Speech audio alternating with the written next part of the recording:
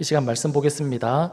이 복된 시간에 주시는 하나님의 말씀은 열왕기상 2장 26절에서 35절 말씀입니다. 열왕기상 2장 26절에서 35절 말씀입니다.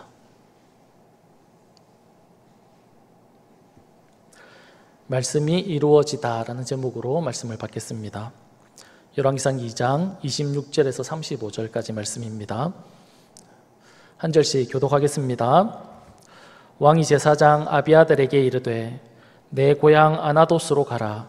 너는 마땅히 죽을 자로 돼 내가 내 아버지 다윗 앞에서 주 여호와의 궤를 메었고 또 내 아버지가 모든 환난을 받을 때에 너도 환난을 받았은즉 내가 오늘 너를 죽이지 아니하노라 하고 아비아달을 쫓아내어 여호와의 제사장 직분을 파면하니 여호와께서 실로에서 엘리의 집에 대하여 하신 말씀을 응하게 함이더라.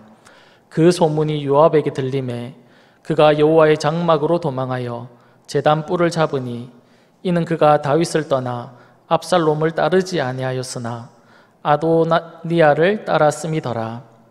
어떤 사람이 솔로몬 왕에게 아뢰되 요압이 여호와의 장막에서 도망하여 제단 곁에 있나이다. 솔로몬이 여호야다의 아들 브나야를 보내며 이르되 너는 가서 그를 치라. 브나야가 여호와의 장막에 이르러 그에게 이르되 왕께서 나오라 하시니라. 그가 대답하되 아니라 내가 여기서 죽겠노라. 브나야가 돌아가서 왕께 아뢰어 이르되 요압이 이리 내게 대답하더이다. 왕이 이르되 그의 말과 같이 하여 그를 죽여 묻으라. 요압이 까닭없이 흘린 피를 나와 내 아버지의 집에서 내가 제하리라. 여호와께서 요압의 피를 그의 머리로 돌려보내실 것은 그가 자기보다 의롭고 선한 두 사람을 쳤음이니 곧 이스라엘 군사령관 넬의 아들 아브넬과 유다 군사령관 예델의 아들 아마사를 칼로 죽였음이라. 이 일을 내 아버지 다윗은 알지 못하셨나니 그들의 피는 영영이 요압의 머리와 그의 자손의 머리로 돌아갈지라도 다윗과 그의 자손과 그의 집과 그의 왕위에는 여호와께로 말미암는 평강이 영원히 있으리라. 여호야다의 아들 브나야가 곧 올라가서 그를 쳐 죽이매 그가 광야에 있는 자기 집에 매장되니라. 왕이 이에 여호야다의 아들 브나야를 요압을 대신하여 군사령관으로 삼고 또 제사장 사독으로 아비아달을 대신하게 하니라. 아멘. 처음에는 열왕기상 2장의 내용을 전체적으로 다 읽으려고 했었는데 너무 길어서 26절부터 35절까지만 저희들이 읽었습니다. 그러나 열왕기상 2장 전반적인 내용을 살펴보면서 오늘 말씀을 나누려고 합니다. 한국전쟁 당시에 피난을 가다가 아버지를 잃고 그리고 가장 역할을 하게 된 소년이 있었습니다. 그 소년은 시장에서 성냥을 팔고 양초를 팔아서 가족을 부양했다고 합니다. 그렇게 생계조차 이어가기 힘든 그런 상황 속에서 그녀는 계속해서 공부를 했고 결국에는 박사학위를 받고 교수까지 되게 됩니다. 그리고는 그가 은퇴한 이후에는 전 재산을 다 털어서 갈 곳 없는 그런 여성들을 위한 시설을 만들고 그리고는 사회복지사가 되어서 수많은 사람들을 도왔다고 이야기합니다. 이 이야기의 주인공인 이인숙 교수는 자신의 삶은 정말 완전히 폐허가 되었지만 그런 삶 속에서도 그가 꿈을 놓지 않고 매번 다시 일어설 수 있었던 그 이유가 있었는데 그것은 바로 타고르와 윤동주 시인의 시 때문이다라고 그렇게 말을 했다고 합니다. 타고르의 기도라는 시를 보면 이런 구절이 나옵니다. 고통을 먹게 해달라고 기도하지 말고 고통을 극복할 용기를 달라고 기도하게 하소서라는 그런 문구가 나온다고 합니다. 그리고 윤동주 시인의 십자가라는 시를 보면 꽃처럼 피어나는 피를 어두워가는 하늘 밑에 조용히 흘리겠습니다 라는 그런 구절이 나오는데, 이 구절을 보면서 그녀는 힘들고 어려울 때마다 위로를 받고 그리고 또 다음날 살아갈 힘과 용기를 얻었다라고 그렇게 말을 했습니다. 그런 그는 하루하루를 버티다가 10년이 지나고 그렇게 30년이 지난 이후에 자신의 꿈이었던 대학 교수가 되었고, 그런 과정들을 통과하면서 부와 명예를 얻게 되었는데 그것을 어떻게 써야 할지 깨닫는 지혜도 알게 되었다라고 그렇게 이야기합니다. 사랑하는 여러분, 이처럼 한 사람이 역경을 만나고 그 역경을 딛고 이겨내는 데 있어서는 이겨내고 삶의 변화를 가져오게 하는 데 있어서 어쩌면 한 문장의 글이, 한 문장의 그 글들이 그 사람에게 힘이 되고 용기가 된다라는 것을 우리에게 보여주는 이야기라고 생각이 됩니다. 사랑하는 여러분, 우리에게는 변하지 않는 영원한 진리인 하나님의 말씀이 우리에게 있다라는 사실입니다. 이 말씀을 우리가 읽을 때마다, 이 말씀을 우리가 볼 때마다 그 말씀이 우리에게 힘이 되길 간절히 소망합니다. 그 말씀이 우리에게 소망이 되어서 내가 비록 힘들고 어려운 역경을 만나도 그 하나님의 말씀으로 말미암아 우리가 넉넉히 승리하는 그런 삶을 살아갈 수 있기를 간절히 바랍니다. 열왕기상 2장은 온통 하나님의 말씀이 성취되어지는 그런 일들로 가득합니다. 아버지 다윗이 죽고 그를 이어서 누가 왕위에 오르게 됩니까? 솔로몬이 왕위에 오르게 됩니다. 이 솔로몬이 왕위에 오르는 것은 다윗의 선택이 아닙니다. 여러 아들을 보니까 솔로몬이 가장 잘하겠다, 솔로몬이 가장 왕위에 맞겠다, 합당하겠다 생각해서 솔로몬을 세운 것이 아닙니다. 다윗을 이어서 솔로몬이 왕이 되는 것은 누구의 뜻이었습니까? 하나님의 뜻이었습니다. 다윗이 죽고 솔로몬이 왕위에 올라갔는데 그것은 하나님의 말씀이 그대로 이루어진 내용이라는 사실입니다. 그리고는 오늘 본문을 보면 2장 내용을 보면 몇 사람을 숙청하는 그런 이야기가 기록되어 있습니다. 그 첫 번째 인물이 아버지의 왕위를 뺏으려고 했던 아도니아의 이야기입니다. 오늘 열왕기상 2장 13절에서 25절까지 그 내용이 쭉 기록되어져 있습니다. 그리고 오늘 읽었던 우리 본문에는 그 반란을 도왔던 사람, 제사장 아비아달과 요압 장군의 죽음을 기록하고 있고, 오늘 본문 이후에 36절부터 46절까지는 시므이의 죽음을 기록하고 있습니다. 이렇게 몇 사람이 죽고 난 이후에 열왕기상 2장 마지막 구절인 46절 끝부분에 보면 이렇게 2장을 마치고 있습니다. 이에 나라가 솔로몬의 손에 견고하여지니라. 이에 나라가 솔로몬의 손에 견고해졌다라고 2장을 이렇게 마치고 있다는 겁니다. 사실 이 말씀도 솔로몬 시대에 그의 나라가 견고하게 세워졌다라는 이 말씀도 하나님이 다윗에게 하신 약속의 말씀이었습니다. 사무엘하 7장 12절에 보면 이렇게 기록하고 있습니다. 내 소환이 차서 내 조상들과 함께 누울 때에 누울 때에 내가 내 몸에서 내 씨를 내 뒤에 세워 그의 나라를 견고하게 하리라, 그렇게 말씀하고 있습니다. 하나님이 다윗에게 해주신 약속의 말씀처럼 지금 솔로몬의 시대에 그의 나라가 어떻게 되었다라고 말씀하고 있습니까? 견고해졌다, 그렇게 말씀을 하고 있는 겁니다. 오늘 본문의 말씀을 통해서 하나님의 말씀이 성취되는 그런 내용을 설명하고 있는데, 이런 사실이 우리에게 무엇을 보여주는지, 그리고 또 이렇게 하나님의 말씀이 이루어지기 위해서 우리가 어떻게 해야 되는지 오늘 생각을 해보려고 합니다. 그 첫 번째는 문제는 해결되어야 한다는 겁니다. 문제가 있으면 그 문제는 해결이 되어야 한다는 겁니다. 한번 따라해 주시겠습니까? 문제는 해결되어야 합니다. 문제는 해결되어야 합니다. 아도니아라는 인물은 앞에서 말씀드렸던 것처럼 반역을 꾀했던 인물입니다. 그러나 그 반역은 실패로 끝이 났습니다. 그러나 그가 내가 왕이 되어야겠다라는 그 욕망을 버리지 못했습니다. 반역이 실패로 끝났고 더 이상 왕이 될 수 없는 상황에 이르렀지만 이 아도니아의 마음 가운데는, 마음 중심에는 그래도 내가 왕이 되고 싶은 그런 욕망을 계속해서 가지고 있던 인물이 아도니아라는 인물입니다. 오늘 본문 2장 15절을 보면 아도니아가 바세바를 찾아와서 이렇게 요청을 합니다. 2절에 보면 이렇게 말씀하고 있죠.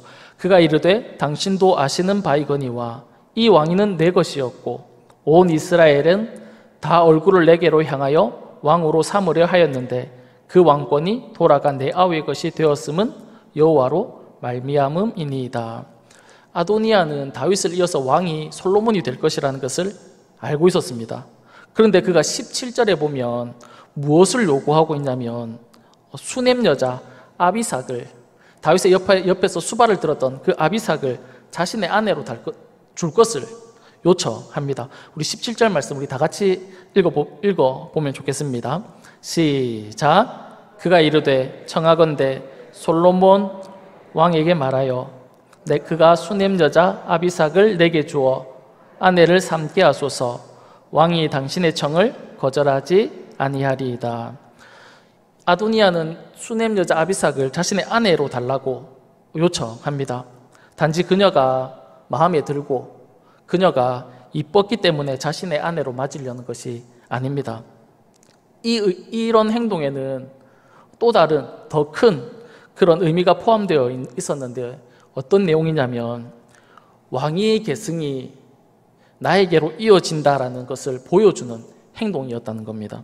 그러니까 자신이 왕이 되려고 했던 그 야욕을 그대로 보여주는 그런 내용이었습니다. 사무엘하 16장 22절에 보면 압살롬이 반역을 일으킵니다.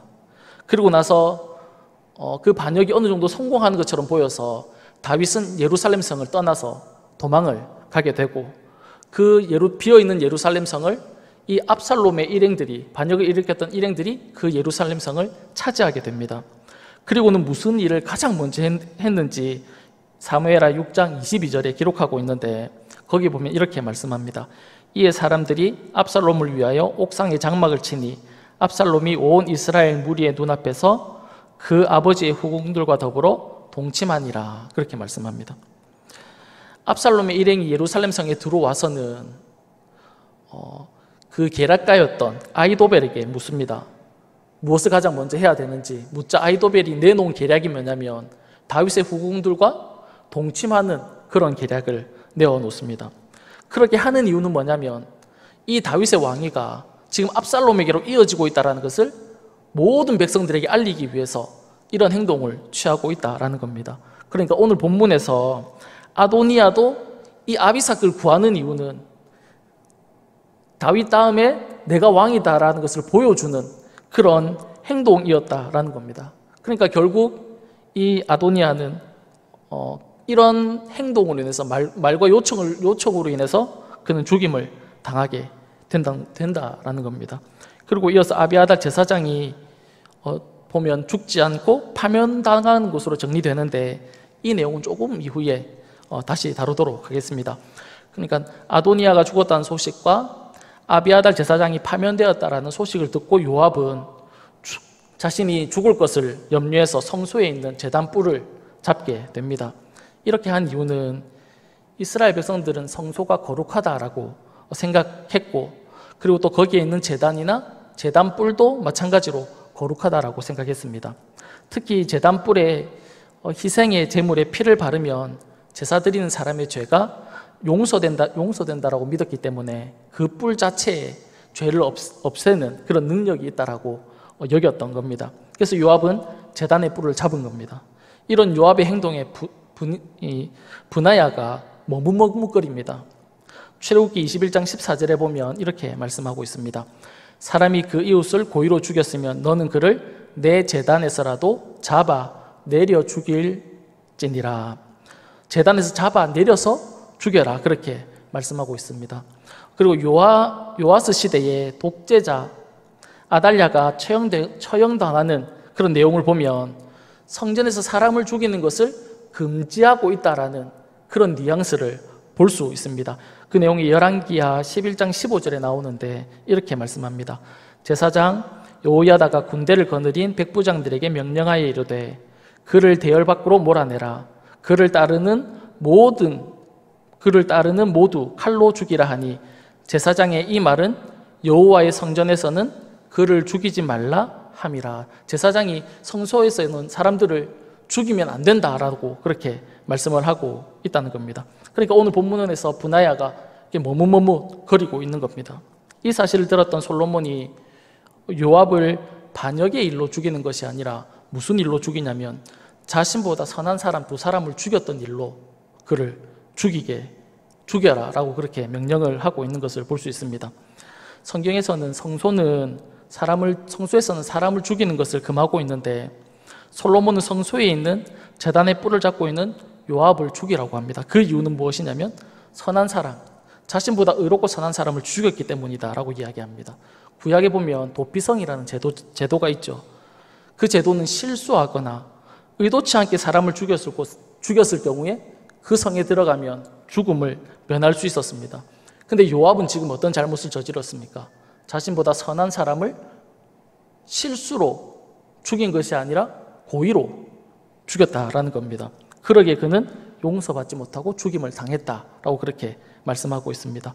그리고 이어서 시므이도 죽임을 당하게 되는데 그가 죽은 이유는 예루살렘을 벗어나면 죽임을 당하게 된다라는 왕의 말을 듣고는 좋게 여겼습니다. 내가 그렇게 하겠습니다라고 했습니다.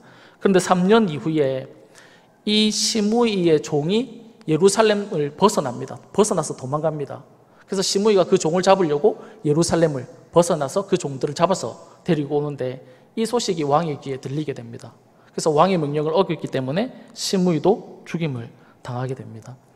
이런 죽음의 사건 속에서 제사장 아비아달의 이야기를 넣어놓고 있는데 그는 반드시 죽어야 하지만 그가 죽지 않습니다.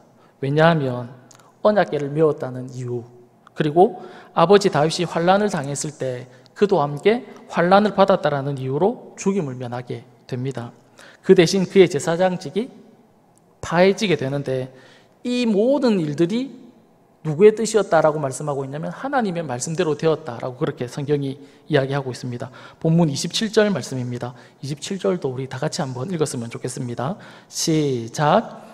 아비아달을 쫓아내어 여호와의 제사장 직분을 파면하니 여호와께서 실로에서 엘리의 집에 대하여 하신 말씀을 응하게 함이더라. 아멘. 하나님의 말씀대로 이 제사장에게 임했다라고 그렇게 성경이 말씀을 하고 있습니다. 그 내용의 배경이 되는 것이 사무엘상 2장 32절에서 33절에 나오는데 이 이야기는 제가 읽어드리겠습니다. 좋지 못한 내용이라서 그냥 제가 혼자 읽겠습니다. 이스라엘에게 모든 복을 내리는 중에 너는 내 초소의 환난을 볼 것이요 내 집에 영원토록 노인이 없을 것이며 내 제단에서 내가 끊어버리지 아니할 내 사람이 내 눈을 쇠잔하게 하고 내 마음을 슬프게 할 것이요 내 집에서 출산되는 모든 자가 젊어서 죽으리라. 하나님이 엘리 제사장의 가문에게 하신 예언의 말씀입니다. 이 이야기가 조금 어렵지만 세번역 성경으로 보면 조금 쉽게 우리에게 다가올 것 같아서 제가 세번역 성경으로도 한번 읽어드리겠습니다. 너는 고통을 받으면서 내가 이스라엘 모든 백성에게 베푸는 복을 시샘하며 바라볼 것이다. 내 가문에서는 어느 누구도 오래 살지 못할 것이다. 그러나 나는 내 자손 가운데 하나만은 끊어버리지 않고 살려둘 터인데 그가 제사장이 되어 나를 섬길 것이다. 그러나 그는 맹인이 되고 희망을 다 잃고 그의 자손들은 모두 젊은 나이에 변사를 당할 것이다. 그렇게 말씀하고 있다는 겁니다. 엘리의 자손들은 다 죽는데 그 중에 한 자손은 계속 제사장직을 행하게 된다. 그렇게 말씀합니다. 그러나 그도 결국 마지막에는 제사장직을 하지 못하게 될 것인데 그러니까 제사장직이 파면될 것이다 라고 그렇게 하나님께서 말씀하고 있다는 겁니다. 그 말씀이 솔로몬 시대 지금 하나님의 말씀이 이루어졌다라는 것을 말씀하고 있습니다. 이 내용이 담고 있는 내용이 무엇이냐면 지금 솔로몬은 여러 사람들을 숙청하고 있습니다. 여러 사람들을 다 죽이고 있죠. 이것은 솔로몬 개인을 위해서 하는 것이 아니라 이 모든 것이 누구의 뜻이다라는 것을 확증하고 있냐면 여호와 하나님, 그 하나님의 뜻을 따라서 하고 있다라는 것을 보여주고 있다는 겁니다.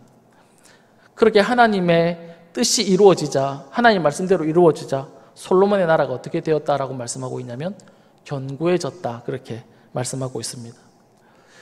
이 이야기가 우리에게 또 하나의 메시지를 주는데 그것이 무엇이냐면 문제가 해결된 이후에 평화가 온다라는 겁니다. 문제가 다 해결되고 난 이후에 평화가 온다는 것입니다. 하나님 말씀대로 다 이루어졌습니다. 문제였던 사람들, 또 그들을 통해서 보여주던 죄성들이 다 해결되고 난 이후에 평화의 시대가 열렸다라는 겁니다. 성경은 단 한 번도 죄의 문제를 그냥 넘어가지 않습니다. 그 문제는 반드시 해결되어야 한다고 가르칩니다. 창세기에서 보면 에덴 동산에서 아담과 하와가 내어 쫓기는 그 이유가 무엇입니까? 그들의 죄의 문제를 짚고 넘어가시는 것입니다. 그리고 하나님이 너무 사랑했던 다윗 왕도 어떻습니까? 그가 우리의 아내 바세바를 취했을 때 하나님은 나단 선지자를 보내어서 그의 죄의 문제를 지적하셨습니다. 그뿐 아니라 바세바가 낳은 아들을 하나님께서 어떻게 하셨습니까? 죽이셨습니다. 사무엘하 12장 15절에 보면 이렇게 말씀합니다. 나단이 자기 집으로 돌아가니라 우리아의 아내가 다윗에게 낳은 아이를 여호와께서 치심에 심히 앓는지라. 바세바가 낳은 아이를 누가 죽였냐면 하나님께서 죽였다라고 그렇게 말씀합니다. 왜 죽였습니까? 다윗이 지은 그 죄의 대가로 그의 아들이 죽게 된 것입니다. 그리고 난 이후에 태어난 사람이 솔로몬입니다. 솔로몬의 이름의 뜻이 무엇입니까? 샬롬, 평화라는 뜻이죠. 그러니까 대가를 지불하고 난 이후에 평화가 임했다라는 것을 보여주고 있다는 겁니다. 솔로몬 왕국이 평화의 시대를 누릴 수 있었던 것은 문제들이 제거된 것입니다. 그리고 그 이후에 평화가 왔다라는 것이죠. 이와 같이 우리에게 평화가 오는 것은 그냥 우리에게 오지 않습니다. 분명한 대가가 지불되고 난 이후에 우리에게 평화가 온다라는 겁니다. 우리가 평화를 누릴 수 있는 이유는 무엇입니까? 우리의 죄의 문제, 우리의 대가가 해결되었기 때문입니다. 어떻게 해결되었습니까? 아들 예수 그리스도가 이 땅에 오셔서 우리의 모든 죄, 우리의 모든 문제를 다 해결해 주셨습니다. 십자가에서 다 해결해 주심으로 말미암아 그 결과 우리가 평화를 누릴 수 있다라는 사실입니다. 그러니까 솔로몬은 예수님의 모형을 우리에게 보여주고 있는데 구약에 보면 솔로몬을 예수님으로 비유하고 있는 책이 등장하죠. 어떤 책입니까? 무슨 책입니까?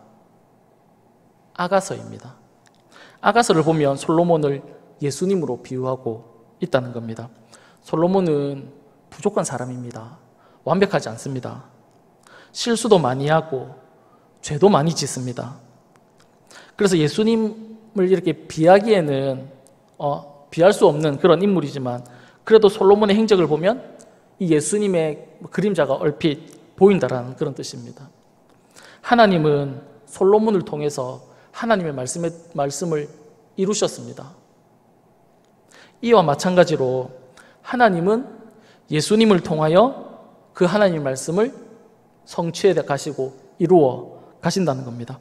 사랑하는 여러분, 하나님의 말씀은 반드시 이루어진다는 것이죠. 하나님이 우리에게 여러 가지 약속을 해주셨는데 오늘 우리는 딱 한 가지를 붙잡을 수 있었으면 좋겠습니다. 그것이 무엇이냐면 하나님이 우리에게 구원을 약속해 주셨다는 사실입니다. 우리가 어떤 존재입니까? 우리는 마땅히 죽어야 마땅히 죽어도 되는 마땅히 죽은 그런 존재입니다. 마땅히 지옥에 가도 우리는 아무 말 할 수 없는 그런 존재죠. 근데 이런 우리를 하나님께서 우리를 구원해 주셨다는 겁니다. 그것을 성경이 우리에게 말씀하고 있고 성경은 그것을 우리에게 약속하고 있다는 겁니다. 오늘 이 밤에 우리가 하나님의 약속을 붙드는데 우리를 하나님께서 구원해 주셨다라는 이 약속을 붙들 수 있었으면 좋겠습니다. 우리가 비록 아도니아처럼 욕심에 사로잡힌 사람이라고 할지라도 우리가 아비아달과 요압처럼 기회주의적인 그런 사람이라고 할지라도 또 시므이처럼